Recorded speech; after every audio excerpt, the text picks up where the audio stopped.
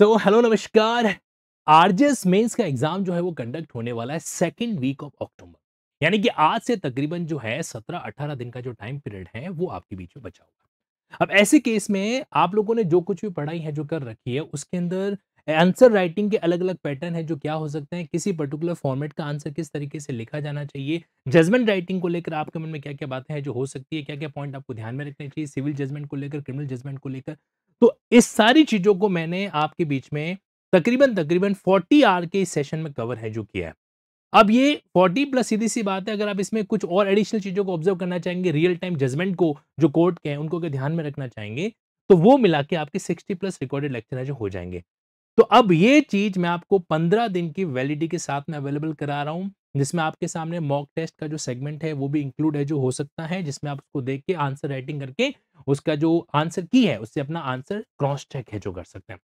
देखो, मेंस की answer writing का अगर हम लोगों को एक फॉर्मेटिंग पता चल जाता है कि इस सवाल का आंसर इस प्रेजेंटेशन के साथ में देना चाहिए, तो कहीं न कहीं हमारा जो प्रोडक्टिविटी और बेहतरीन है जो हो जाता है। बस वही प्रयास यहाँ पर देखने को मिलेगा। इतना ही नहीं, अब ये जो सेगमेंट है 15 दिन का वो आपके लिए सिर्फ़ बहुत ही नॉमिनल प्राइस में मैंने अवेलेबल करा रखा है, 499 ओनली। तो जो भी आरजेएस मेंस का कैंडिडेट है, अगर आप जजमेंट राइटिंग के सेगमेंट को डील है जो करना चाहते हैं, मेंस के अंदर आंसर राइटिंग के पैटर्न को समझना चाहते हैं कि अलग-अलग फॉर्मेट है जो क्या हो सकते हैं, किस तरीके के अलग-अलग सवाल आपसे एग्जाम के अंदर पूछे जा सकते हैं, तो आपके लिए ये चीज़ इस समय रामबाण की तरह साबित होगा, ये मेरा विश्वास है। ठीक है? इस चीज़ के अंदर आप जब ऑब्ज़र्व करेंगे ना, तो आपको बता रखा है कि एक जैसे क्वेश्चन होता है इलस्ट्रेशन बेस्ड पैटर्न।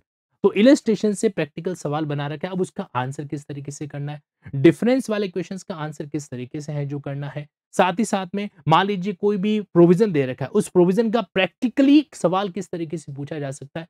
तो मैंने बाकायदा इसका एग्ज़ाम्पल भी दिया है, साथ-साथ में इस तरीके से आंसर राइटिंग करते हुए उस पैटर्न को समझाया भी है। ओके?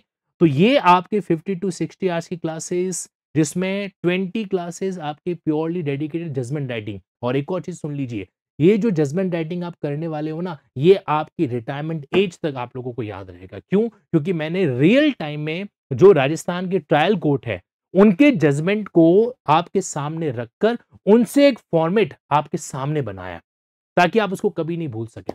करेक्ट? बस इतना ही कहूँगा, don't miss this special opportunity. Linking app पर है ये क्लासेस। इन 15 दिनों के अंदर ये जो 40 से 45 क्लासेस प्लस अब जैसे आपको अलग-अलग मॉक पेपर मैंने दे रखे हैं, तो कम से कम 4 या 5 मॉक तो आपको अटेंड करने ही है। मॉक कैसे अटेंड करेंगे आप? क्वेश्चन पेपर आपके सामने होगा, वहाँ पर जो है आप इस तरीके से आंसर राइटिंग को डील कर सकते हैं और फिर इसको क्रॉस चेक है जो कर सकते हैं।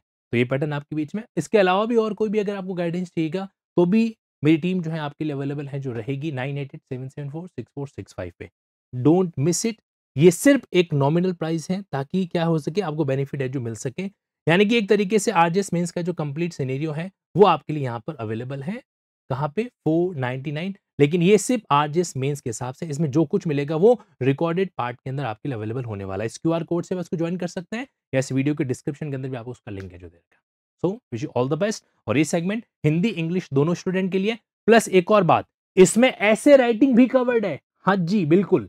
इसमें ऐसे राइटिंग का जो सेगमेंट है वो भी मैंने आपके 499 के अंदर कवर करा रखा है। So take full benefit of it.